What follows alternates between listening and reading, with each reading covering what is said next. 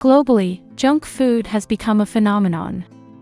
From the United States to Japan, everyone eats junk food. Some countries, however, do not face this problem. Despite the availability of this type of food to everyone, some countries have a better relationship with food than others. Yet, it is hard not to be drawn to it. Even one of America's healthiest countries has fallen victim to junk food culture. Let's look at how Brazil got addicted to junk food. Before we continue, please subscribe to this channel so that we can continue to create more content about the beauty of Latin America. We must first understand what junk food is before we can understand how Brazil became a major consumer. In the 1950s, junk food was used as a pejorative term to describe foods with low or no nutritional value. Most of these foods contain a lot of fat, sugar, and sodium, but they don't contain dietary fiber, minerals, proteins, etc. Generally, junk food is highly processed food, such as mixed drinks, chips, sodas, industrialized snacks, chocolate, and more. It is considered cheap and easy to eat, although it may cause certain diseases if consumed frequently. In terms of biodiversity, Brazil is one of the world's richest countries. The country is home to thousands of varieties of fruits, vegetables, grains, etc. Furthermore, it produces a large amount of meat and animal products, including cheese, eggs, honey, and more. There are a lot of healthy traditional Brazilian dishes like miquica, a fish stew with vegetables, and arroz com feijão, which consists of beans, rice, meat, or eggs.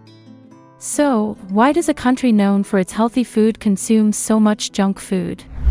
In Brazil, junk food consumption has increased due to several factors, but Nestlé, in particular, is responsible for the majority. Many articles, research studies, and investigative stories are explaining how Nestlé deeply affected all of our lives, but especially those of the undeveloped countries, the third world countries like Brazil. It is important to note that such terms are being questioned today. It is offensive as well as inaccurate to refer to a country as undeveloped or as third world. These countries face many of the same problems as first world countries, including the high consumption of junk food. Let's not forget how the United States played a part in this. In any case, let's talk about multinational food companies. According to a New York Times investigation, these companies, like PepsiCo, General Mills, and Nestlé, intentionally damaged Brazil's food culture and distribution to create a national market. Nestlé executives say the company alleviates hunger and provides vital nutrients, but the truth is different. It's Nestlé and other multinational food companies that changed Brazil's agriculture and eating habits. With the help of certain political groups, they encouraged farmers to give up subsistence crops for cash crops like soybeans, sugarcane, and corn. Check it out yourself. All you have to do is read the labels on industrial food products you have. At first glance, junk food seems cheap, so people eat it. That's true for a lot of junk food, like sandwich cookies and soda. But that's not the only reason. The recent economic crisis has made eating more expensive in Brazil. The cost of food has gone up even for industrialized food. A study by Reed Penn-San 2022 found that more than 33 million Brazilians don't have enough food. It's not guaranteed they'll have food the next day. Brazil has a very strong farmers market culture, but people don't have time to cook. How much is a tomato worth if you have to work from 6 a.m. to 6 p.m.? How do you cook after a long day? Cooking requires more than food. It requires gas and condiments, which are both expensive. You have to spend a lot on good food. If food can be bought pre-made, isn't that a better option? You can buy a powder full of nutrients that, when added to milk, turns into delicious chocolate milk that all your kids can drink to become strong adults. Industrial cereal can be eaten as a meal on its own, and it even contains iron. Can you see why people feel the need to purchase Nestlé products? This is the same company that has advertised its products as healthy and important for children for decades. Several water sources belong to Nestlé. Several dairy-producing companies are also owned by Nestlé. Do you see how Nestlé has infiltrated every aspect of the Brazilian food industry? The fact is that Nestlé, as well as other multinational food companies, sell products to all of us, not just the poor.